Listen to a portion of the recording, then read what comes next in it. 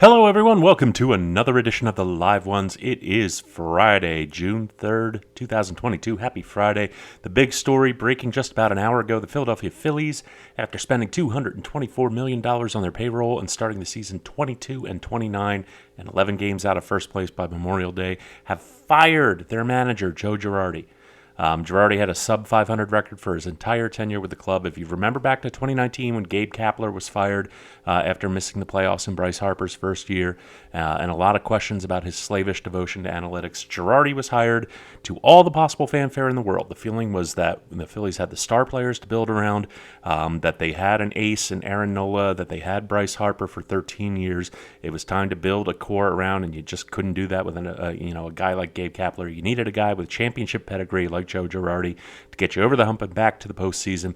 Girardi, it now seems, won his World Series with the Yankees thanks to the Steinbrenners literally buying every top-level talent in baseball in the 2000s and the team having to actually try to lose. Had nothing at all to do with Girardi. He just had to not screw it up. Bench coach Rob Thompson is going to serve as the team's interim manager for the rest of the season. It's a write-off year for the Phillies. This move mid-season never works out for the teams that are making it. I think it's happened something like 170 times since the mid-20th century, and the team that's doing it has only made the postseason like a dozen or so times after making this move. The interim manager just never has the locker room's investment. They all know he's a placeholder. Next year, Phillies. Maybe next year. We went 2-1 last night. We certainly looked like we'd get ourselves a clean sweep with the Avalanche. Had 3 goals after the second period, but alas, it was too many goals too early. The Avs put it in deep freeze in the third. They only scored one more goal. We fell a half goal short of the team total. These sports teams, I tell you, they just have absolutely no regard for us bettors. Anyways, we've got hockey and baseball to cover tonight. Let's get right to it. We're going to start with the Stanley Cup Playoffs, the Rangers and the Lightning Game 2. After a convincing win in Game 1, the Rangers are looking to take themselves to a 2-0 lead against the Lightning tonight. New York continued to assert itself on home ice like it's been doing all postseason. They're 6-1 at Madison Square Garden. But still, that's not enough for the betting market, apparently, because the Rangers are coming in as a plus-money home underdog tonight. For the life of me, I don't know why. This series was always going to be a matchup of goaltenders, and right now Andrei Vasilevsky just isn't cutting the mustard. Part of that is a complete breakdown of Tampa's defensive zone coverage. Tampa has given up 11 or more high-danger opportunities in 5 out of its past 8 games. They've only outchanced opponents in 3 of those contests. The Rangers are a team whose offense can definitely put out the level of production to take advantage of that, as we saw in Game 1. Through 15 postseason games, the Rangers are averaging 28.5 scoring chances and 11.5 high-danger chances across all strengths, which is on par with their averages from the regular season. This is a team that just scores a ton, and they get a ton of chances, no matter who they're up against, and I think that continues tonight. It's a very low total of 5.5 on the board, but I just don't like, after they only scored 1 goal in Game 1, I just don't like to back the Lightning to contribute their part to that. The much better play is the Rangers' team total over 2.5.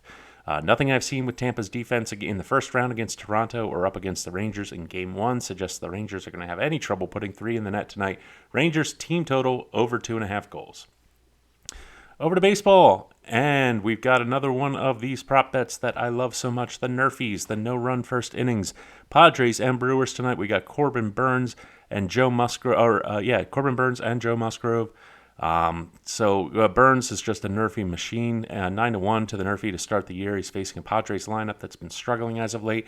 Over the past 21 days in the first inning when on the road, the Padres are just 8 for 47 for a 170 average.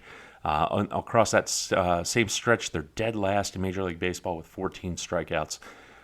Eric Hosmer and Manny Machado, who are supposed to be the power hitters, the 1-2 punch in their last 7 days, are a combined 8 for 44.